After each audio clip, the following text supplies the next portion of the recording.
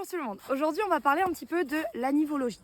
Dans un premier temps, qu'est-ce que c'est la nivologie? Ça va être un petit peu tout ce qui concerne la neige. C'est une science qui concerne l'étude de la neige, l'étude du manteau neigeux et aussi tout ce qui concerne les avalanches. On va définir un petit peu ces trois termes. Donc la neige, c'est assez simple, vous en avez là. Donc c'est globalement des cristaux qui sont chargés en eau ou pas. Et en fonction de la température, on va voir ça plus tard, mais on aura différentes métamorphoses. Après, vous avez le manteau neigeux. Donc le manteau neigeux, c'est un peu tout ce que vous voyez ici. Ça va être la couche de neige qui est posée directement à même le sol et qui nous permet de pratiquer du sport d'hiver. Et après, tout ce qui est avalanche, on en a beaucoup entendu parler cette année. C'est donc une surcharge de neige sur le manteau neigeux et qui entraîne des grandes coulées de neige qui peuvent être parfois vraiment terribles. On va s'attarder un petit peu plus à deux types de neige, donc la neige sèche et la neige humide. On va voir ça tout de suite. On va parler un petit peu maintenant de tout ce qui est la métamorphose de la neige. On va d'abord parler ici de la métamorphose de la neige sèche. Donc une neige sèche, c'est une neige qui est catégorisée comme ne contenant pas d'eau liquide. Et elle est aussi catégorisée par sa densité. Elle a une densité qui est très faible. C'est vraiment la neige que le skieur de hors-piste va apprécier parce qu'elle est hyper légère et que c'est très facile de skier dedans. C'est un peu comme si on faisait du surf finalement. Maintenant, on a donc des caractéristiques qui fait que dans le manteau neigeux, qui est relativement épais, on a un gradient de température. Le gradient de température, c'est la différence de température qu'on peut trouver dans le manteau. Donc là, comme indiqué sur le schéma, vous avez un gradient faible, un gradient fort. Donc faible, ça va être un gradient qui qui est inférieur à 0,05 degrés par centimètre. Et le gradient fort, lui, par contre, il est supérieur à 0,2 degrés par centimètre. Je vous laisserai regarder le schéma et voir un petit peu les différences de neige qu'on peut avoir. Ce qui est important à retenir là-dedans, c'est qu'une fois qu'on arrive à un grain qui est typé gobelet, donc le grain en forme de pyramide qui se trouve tout en bas, on ne peut pas revenir à un grain type particule reconnaissable ou grain fin. C'est définitif. Alors que quand on est sur du grain fin ou du grain à face plane, on peut encore revenir sur de la particule reconnaissable. Ces grains-là, ils sont relativement importants et on en parle parce que ça va être un peu le point clé de ce qu'on verra un peu plus tard dans la vidéo sur les couches fragiles. Parlons maintenant du coup de tout ce qui est la neige humide. Vous voyez déjà que le schéma, il y a beaucoup moins de possibilités quand on est en neige humide. La neige humide, c'est une neige qui est chargée en eau liquide et qui est très lourde. Donc en fait, on a une très forte densité avec cette neige-là et c'est un peu de la neige de printemps ou de la neige quand il pleut dessus, par exemple, qui est chargée en eau. Pas très agréable pour le skieur de manière générale, parce que c'est typiquement le genre de neige où on peut facilement se tordre un genou. Maintenant, on va regarder un petit peu, on a plusieurs types de neige, donc un peu de neige roulée, de la particule reconnaissable, du grain fin, du gobelet, et on voit que toutes ces particules-là, tous ces types de neige, quoi qu'il arrive, deviennent du grain rond, qu'il y ait un fort ou un faible gradient, peu importe, il y a tellement d'eau qui fait que ça deviendra de toute façon grain rond. Alors, maintenant qu'on a pu définir et voir quels sont les différents types de neige et quelles sont les différentes métamorphoses qu'il peut y avoir au sein de ces types de neige, on va s'intéresser à la couche fragile. Pour ça, on va aller rencontrer Kevin Rispa, qui travaille dans la station à Guze et Neige, pour nous parler un petit peu de la couche fragile. Salut Kevin, comment ça va? Ça va nickel. Écoute, j'ai une petite question, je fais une vidéo sur la nivologie et je pense que la meilleure personne pour parler de ça, ce serait toi. Est-ce que tu pourrais te présenter? Et du coup, moi c'est Kevin. Du coup, je suis pisseur secouriste à Guzet, artificier et observateur niveau météo. Voilà. Est-ce que tu pourrais nous définir en fait ce que c'est une couche fragile dans le manteau neigeux? Ok, donc la couche fragile qui est un élément essentiel pour les avalanches de plaques avant, c'est une couche à faible cohésion qui va se trouver au-dessus d'un plan de glissement. Donc le plan de glissement, ça peut être n'importe quelle strate dans le manteau neigeux avec de la cohésion. Elle se trouve au-dessus de ça, mais en dessous d'une strate avec de la cohésion en neige sèche. Alors, maintenant que Kevin a pu nous expliquer ce que c'était la couche fragile, on sait que celle-ci se situe entre deux couches dites cohésives et que du coup, la caractéristique principale de la couche fragile, c'est qu'elle a une faible cohésion.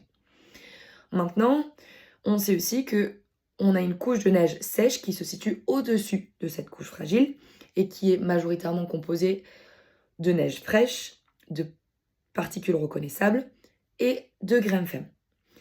Maintenant, il serait peut-être intéressant de savoir comment ça se passe sur le terrain. On a toute la théorie, on sait qu'il y a potentiellement une couche fragile quelque part où il y a une faible cohésion, mais qu'est-ce que ça veut dire réellement? Pourquoi on s'inquiète quand on a une couche fragile?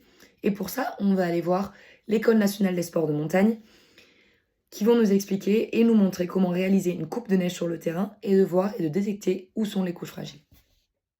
Avant même de vouloir tester le manteau neigeux, on va déjà commencer par l'analyser. Sur la photo, on voit quand même assez bien qu'il y a différentes strates. On va avoir la strate supérieure, donc c'est une strate qui est cohésive et qui est composée de neige sèche. Et après, on va avoir une strate inférieure, elle composée de grains qui sont plus épais, quand même assez homogène et cohésive aussi. Et après, on va avoir la strate du milieu où on peut supposer que c'est une couche fragile parce qu'on voit bien qu'elle est différente des autres. Pour ça, pour voir si c'est une couche fragile, on va aller tester notre manteau.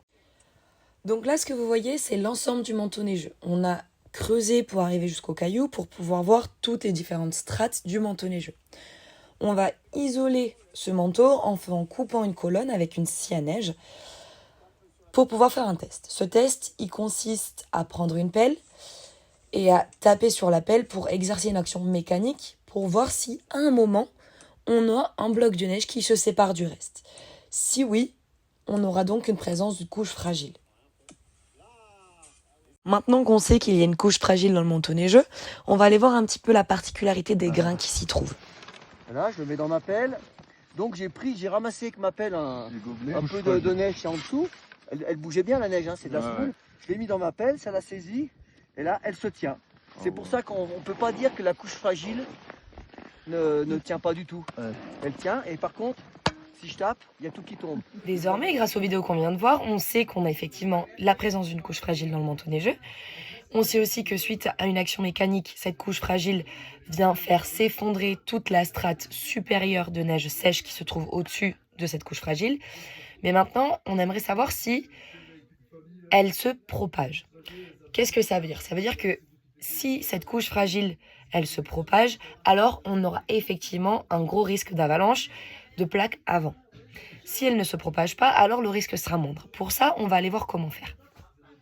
Ce que vous voyez là, c'est la méthode pour une découpe d'un bloc de neige plus long et plus large qu'une simple colonne. L'idée, c'est de pouvoir voir si la couche fragile va se propager. Pour ça, on détache le bloc du reste du manteau neigeux avec l'aide d'un fil de fer. Et cette découpe, elle doit être très nette et aller bien sûr jusqu'en bas du manteau neigeux. Maintenant que notre bloc de neige est complètement détaché du manteau neigeux, on va tester un petit peu la propagation de notre couche fragile. Pour ça, on utilise le dos de la scie à neige et on va commencer à couper dans notre couche fragile pour voir si ça se propage.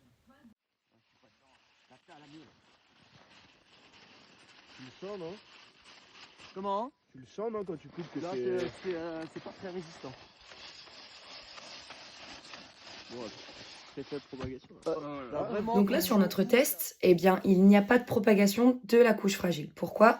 Parce qu'en fait, on a dû couper de bout en bout toute la couche fragile et malgré ça, il n'y a pas d'effondrement de la couche supérieure de neige sèche sur la couche fragile. Normalement, quand on a une couche fragile qui se propage et qui est donc dangereuse, c'est vraiment à partir du moment où je vais couper avec ma scie à neige les 10 premiers centimètres dans mon manteau. Là, on a vraiment toute la strate supérieure qui s'effondre. On va voir ça tout de suite. Ici, même processus, je viens couper ma couche fragile, à la différence que, regardez, on a vraiment toute la strate supérieure de neige sèche qui vient s'effondrer alors qu'on a coupé les 2 premiers centimètres de notre couche fragile. Donc on peut dire qu'effectivement on a une vraie propagation de cette couche fragile et comme vous pouvez le voir, là où il a passé sa main, c'est vraiment une neige qui ressemble un peu à de la semoule où il y a une très faible cohésion. Donc on a vu la différence entre une couche fragile qui se propage et une couche fragile qui ne se propage pas. L'ampleur de l'avalanche est plus importante quand on a une couche fragile qui se propage parce que ça fait vraiment de grosses avalanches. Alors que quand on a une couche fragile qui se propage pas, les avalanches sont bien plus locales, c'est des petites avalanches. Maintenant, pourquoi est-ce qu'on a des fois des couches fragiles qui se propagent et d'autres qui se propagent pas? C'est en fonction de la morphologie des grains qui constituent cette couche fragile.